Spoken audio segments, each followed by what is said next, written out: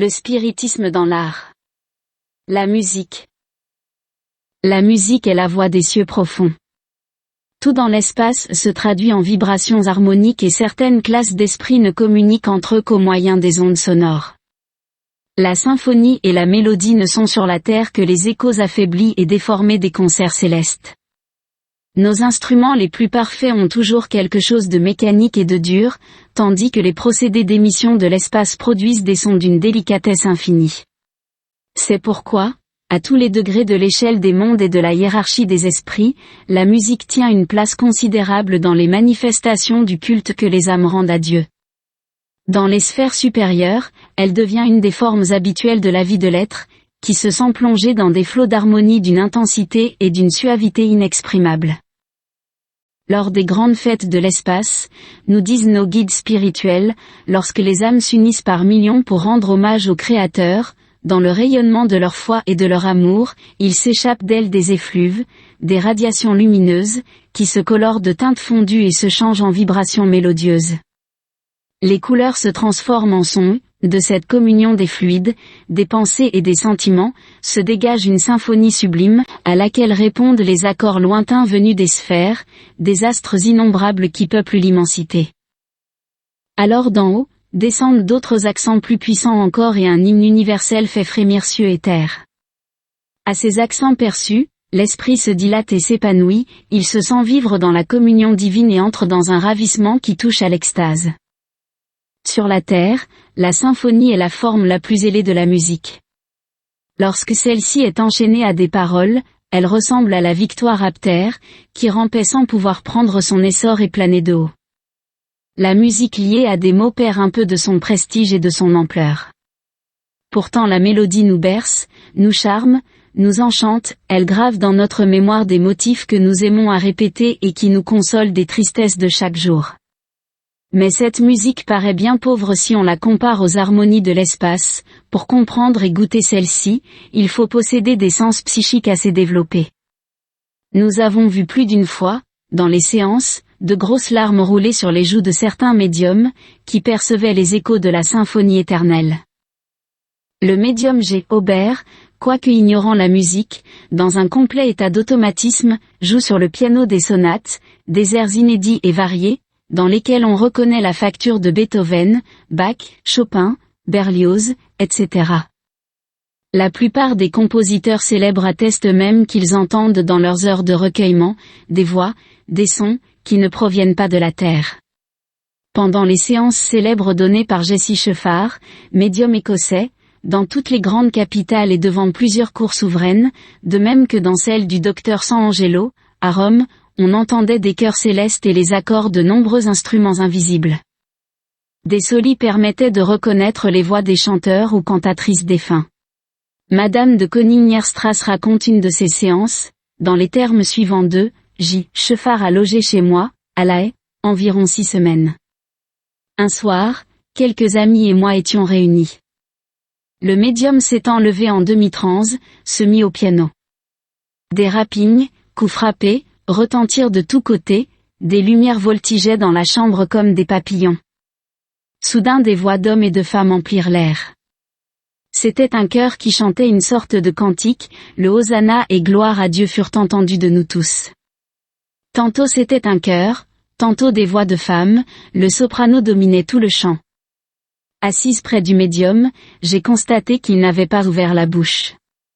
2 jours après, une de mes voisines me dit: Ah, madame, j'ai joui du beau concert que vous aviez l'autre soir chez vous, quels musiciens, et quel beau choral ils ont fait entendre. Je lui demandai: Madame, avez-vous entendu une voix à la fois ou tout un chœur? Un chœur, répondit la dame, je percevais bien distinctement le soprano. Qui donc chantait si merveilleusement? Ce témoignage spontané détruisait toute hypothèse d'hallucination. Au sujet de la musique des esprits, on lit dans l'introduction des enseignements spiritualistes de Stanton Moses, professeur à la faculté d'Oxford, la description de phénomènes obtenus dans une salle dépourvue de piano, violon ou instrument quelconque. Un son se produisait, excessivement difficile à décrire.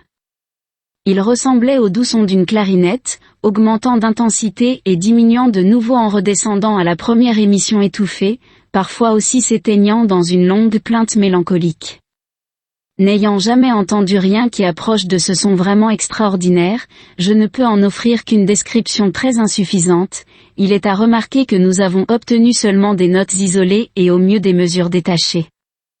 Les agents invisibles attribuaient ce fait à l'organisation antimusicale du médium.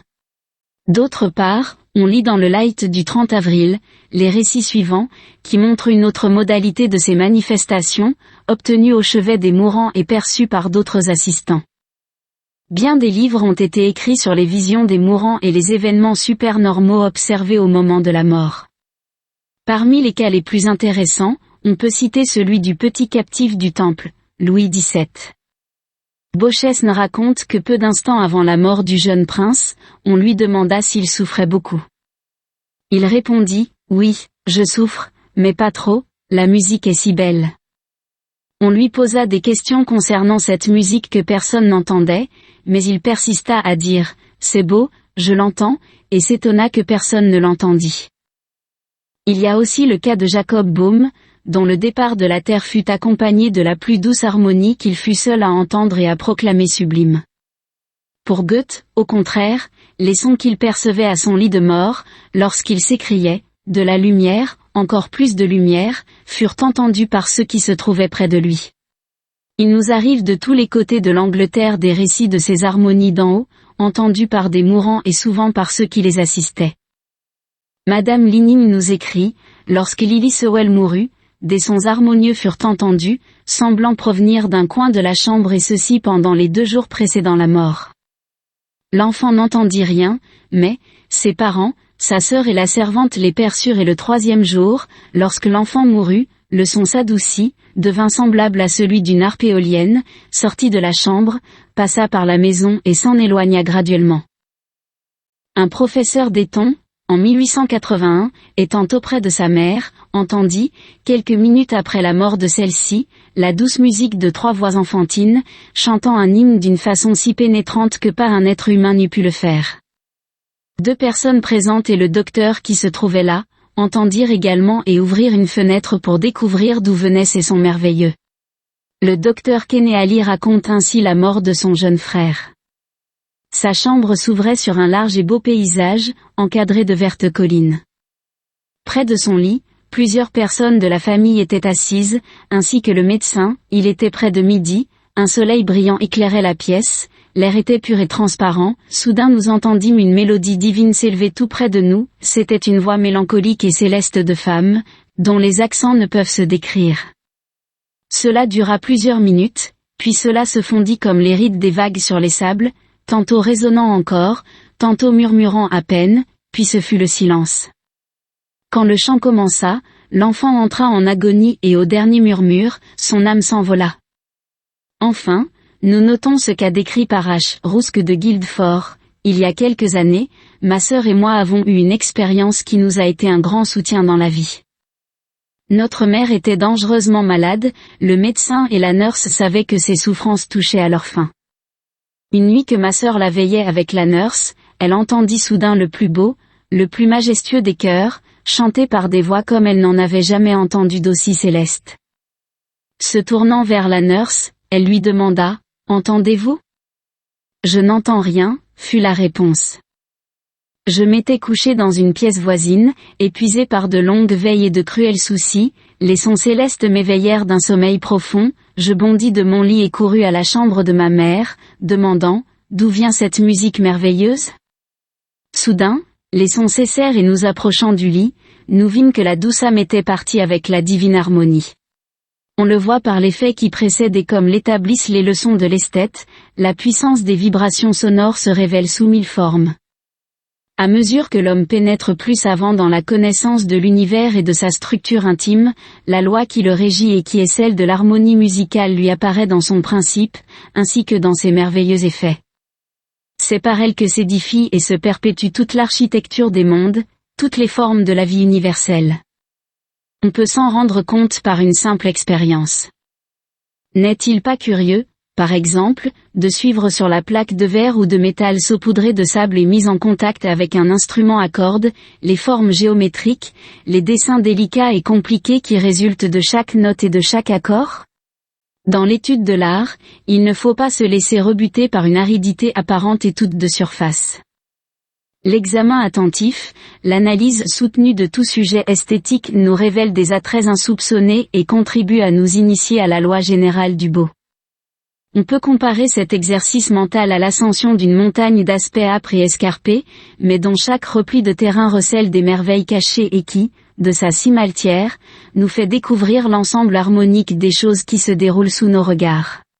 Tous les hommes peuvent et doivent s'intéresser à cette question, car elle leur réserve des joies intellectuelles bien supérieures à tout ce que procurent les plaisirs menteurs. Le plus humble ouvrier a dans sa pensée une issue possible vers la compréhension du beau, et il y trouvera des ressources toujours nouvelles pour perfectionner son œuvre propre. L'art de métier est un acheminement vers un art supérieur. Chacun travaille à un genre particulier de beauté, mais dans leur finalité ascensionnelle, toutes les âmes s'épanouissent dans une conception radieuse de l'universelle et éternelle beauté.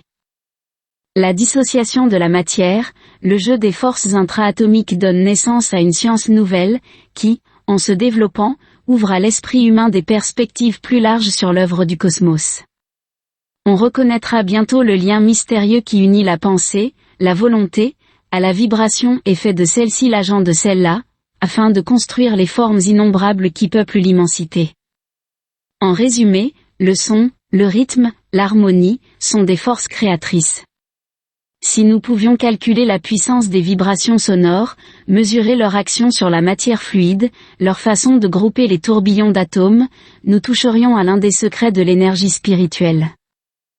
Du moins, il nous suffit d'observer, dans l'expérience que nous venons de citer, les figures géométriques tracées par la voix humaine ou l'archet d'un violon sur la plaque de verre recouverte de sable fin, pour comprendre, par comparaison, comment la pensée divine, qui est la vibration maîtresse et la suprême harmonie, peut agir sur tous les plans de la substance et construire les colossales formes des nébuleuses, des soleils, des sphères et fixer leur trajectoire à travers les espaces.